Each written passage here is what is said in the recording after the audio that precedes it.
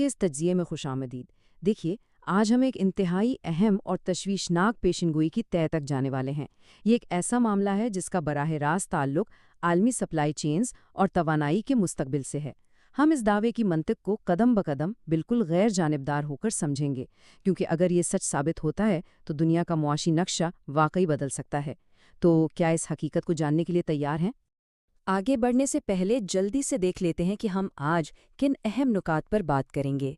सबसे पहले एक इंतहाई सख्त आलमी इंतबा का जायजा, फिर तवानाई के इस अहम रास्ते पर बात करेंगे जो सब कुछ बदल सकता है।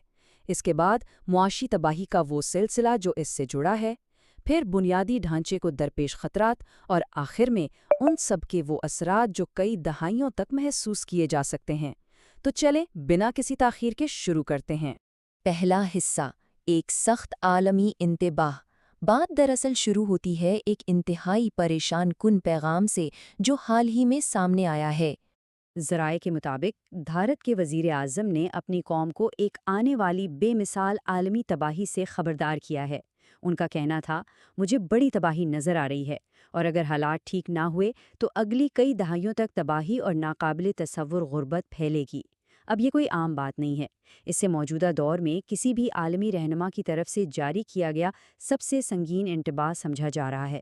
इससे अंदाज़ा होता है कि आलमी सप्लाई चेन के टूटने का खतरा कितना करीब और कितना संगीन है।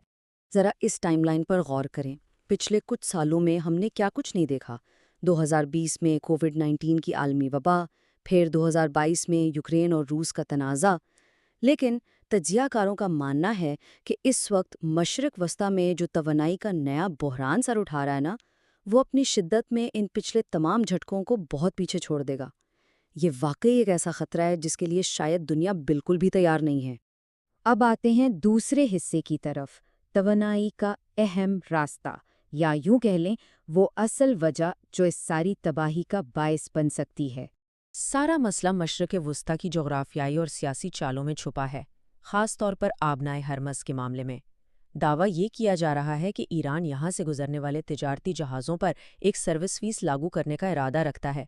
बज़ाहिर तो ये कहा जा रहा है कि ये फ़ीस महफूज रास्ते के लिए है, लेकिन तज्ज़िये के मुताबिक ये दरअसल दुनिया भर में तवानाई की सप्लाई को कंट्रोल करने का एक बहुत बड़ा स्ट्रेटेजिक हथियार है।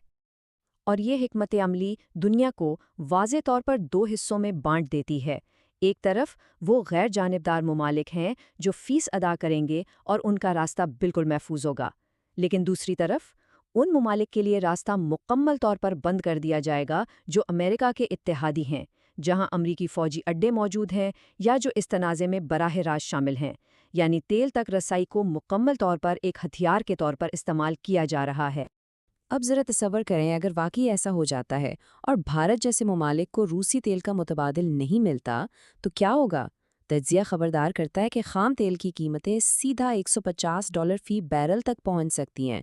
$150! ये एक ऐसी कीमत है जो आलमी मंडी बर्दाश्त ही नहीं कर सकती। यहाँ तक कि अमेरिका के लिए भी ये सूरत हाल काबू से बाहर हो जाएगी। और यहीं से शुरू होता है हमारा तीसरा हिस्सा, माशी तबाही का सिलसिला, जिसे हम डोमिनो इफ़ेक्ट भी कहते हैं। एक चीज़ गिरेगी तो बाकी सब भी इसकी साथ ही गिरेंगी। इस दावे को साबित करने के लिए तज्ज़िये में भारत की मिसाल दी गई है। पेशीन गोई ये है कि इस झटके के नतीजे में भारतीय रुपए की कद्र अमेरिकी डॉलर के मुकाबले में 84 से गिरकर 96 से भी नीचे जा सकती है, और शायद इससे भी आगे।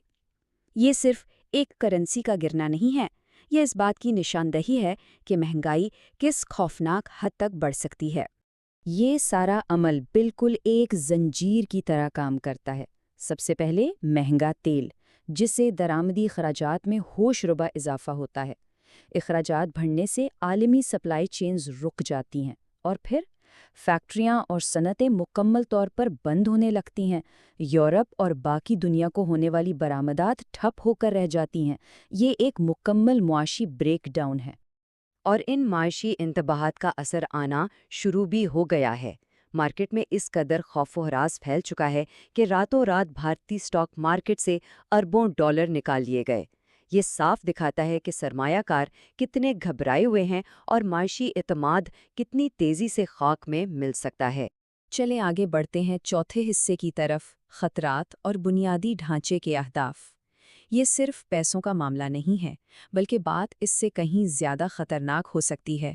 تجزیے کے مطابق اگر یہ تنازع مزید بڑھتا ہے تو سپر پاورز کے اہم ترین بنیادی ڈھانچوں کو براہ راست نشانہ بنایا جا سکتا ہے، جیسے کہ سمندر کے نیچے بچھی مالیاتی اداروں کی کیبلز کو کاٹ دینا، امریکہ میں پانی اور بجلی کے نظام پر براہ راست حملے کرنا اور باب المنڈب آبنائے کو مکمل طور پر بند کر دینا۔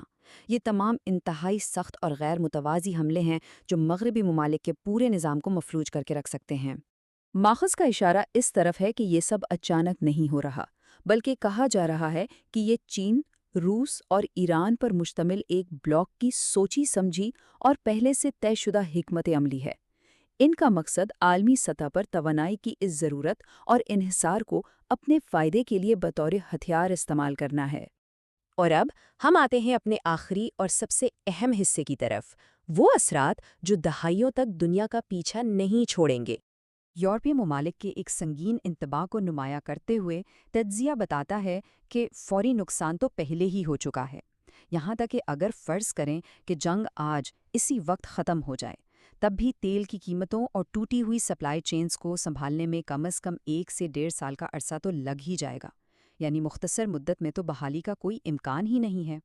دراصل بڑے ادارے اور سپلائی چینز کوئی جادو کی چھڑی سے راتوں رات دوبارہ نہیں بن جاتے۔ ماخذ کے مطابق سپلائی چینز کا یہ زوال پوری دنیا کو ایک ایسی کساد بازاری میں دھکیل دے گا جس سے باہر آنے میں 10 سے 15 سال لگ جائیں گے، 1 دہائی سے بھی زیادہ کا عرصہ، جس میں کوئی بھی ملک اس معاشی تباہی سے بچ نہیں پائے گا۔ تو آخر میں یہ تجزیہ ہمیں ایک بہت ہی چبھتے ہوئے سوال کے ساتھ چھوڑ جاتا ہے، کیا دنیا کی یہ سپر پاورز آپس میں بیٹھ کر خاموشی سے اس مسئلے کا کوئی حل نکالیں گی، یا پھر اپنے اختلافات کی ضد میں پوری دنیا کو دہائیوں پر محیط ایک مشترکہ اور ہولناک تباہی کی طرف دھکیل دیں گی؟ فیصلہ